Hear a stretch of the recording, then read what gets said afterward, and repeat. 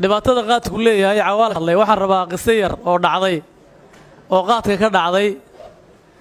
oo aan akhriyay sheekadaas inkastoo qoraagii qoray hadda aanan xasuusan inaan ku soo koobo oo barnaamijkan uga qayb qaato sheekadaas waxaa la dhihi jiray muqayiliintii isqiyaantay ciwaankeeda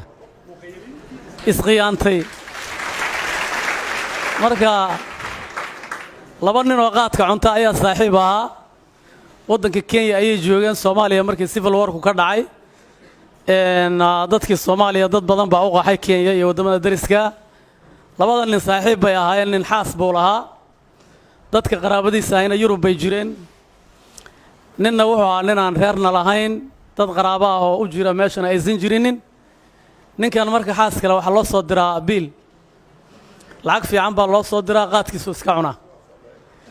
walaalihiis marka waxay yiraahdeen maalintii dambe annagu Kenya kuma biili karnee waa ku qaadaynaa soo bax oo ilmaha iyo islaanta soo wad isagii wuxuu yiri nin anu qaadkan inaan ka taga ma rabo walaalahayna waxay leeyihiin soo bax sideen yeelaa kiiba wuxuu yiri adigu ma waxaad rabtaa Kenya inaad qaadka iskaga cuntaa de ilmaha iyo islaanta anaa ku wadayay aniga igu qor aabaha reerka iga dhig maxaa la yiraahdaa adiguna qaadka Kenya isaga cun aniga xagga aadayo islaantii ilmaha ku wadayay isi qayl walaalahana lacagta ku soo direen habeenkii baa la qaylay oo marka arintu uu ku raacay hoostu ka xariiqay ninkii baa lagu qoray father of family oo noqday aabihii qoyska waxa noqday ninkii dulsaarka ahaa odagii wuxuu lumiyay mas'uuliyadii qoyska qayru mas'uul buu noqday qaad awgii buu ninkii wuxuu uga dhigay ilmihiisa aabe ninkii marka sidaas ayaa maaragtay sponsor bay ku baxayeen ninkii wuxuu ka haystay reerkii islaantii iyo ilmihii buu ka haystay kiina meeshii baa looga tegay isagoo aabihii qoyska ayuu Yurub galay kuwii la dhashay way ogaadeen waxay yiraahdeen kii doqonka ma meeshii buu ku haray naagtii ilmihiina ma nin baa soo ka haystay shilinkiina way ka goosteen ay u soo diri jireen shilina ma hayo xilana ma hayo ilmana ma hayo Kenya ka tuugsaday waa wareeray waa dhaga beelay waxa soo dhanna dhibaatadii qaadka u geysatay naagtiina waxay tahay warkaas doqonka ma warabnay adigu na guurso aabay noqo adigu reerka aabba ka noqo naagtii ilmihi wala wareeg naagtii ilmihi ba ninkii sidii kula wareeg waxa la yiri ninkii markay tala saa ugu cadaatay talu raadiya waxa la ragta shadeecir waa tulaataa kan labadeed rag buu u tagay wuxuu nimeeyo tacadigaas aan galay arintaas ay ugu dhacday walaalahay telefoonada iga qaban maayaan naagteedii iyo ilmahaygiina nin baa Yurub ku haysta sidaas ay ugu dhacday talaha la iga raadiyo waxay yiraahdeen warinkaar kugu dhacday anna waxa sameeyna ma naqaane Nairobi waxa ka soo raadisay ninkaas naagta qaraab ahaan ugu dhow waayahay buu yiri wuxuu soo helay hooyadii soo garooba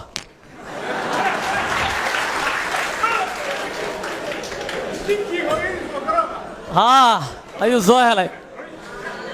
wuxuu yiri nimayo ninkii dhacay hooyadii soo garooba Nairobi joogta maxaan sameeyaa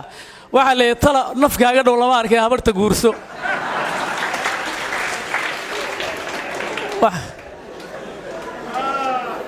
habarta ina guursato ayaa nolol kuugu dhow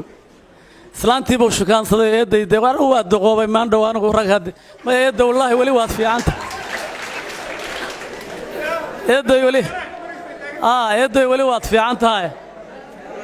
islaantii soo shukaaminayay islaantii buu guursaday abartii markuu guursaday abartii buu biilkii la cunaa kiiba soo biilaya moogta markaas ay tiri hooyo nin baan guursaday siyaana ku biilaya waa ninku islaanta ka dhacay isagu ma oga markaas uu biilkii u badiyay ninkii dhawartii baa ku soo noqotay nolol buu yeeshay oo waa fiicnaada waa ka foqday laakiin hadda islaantii ilmihii baa ka maqan kaliya wuxuu yiri waagin daba hooyo adii adeerba waa idan qaadayaa oo sharci baan idin xareeyay say tira waayahay uu guuriyo marka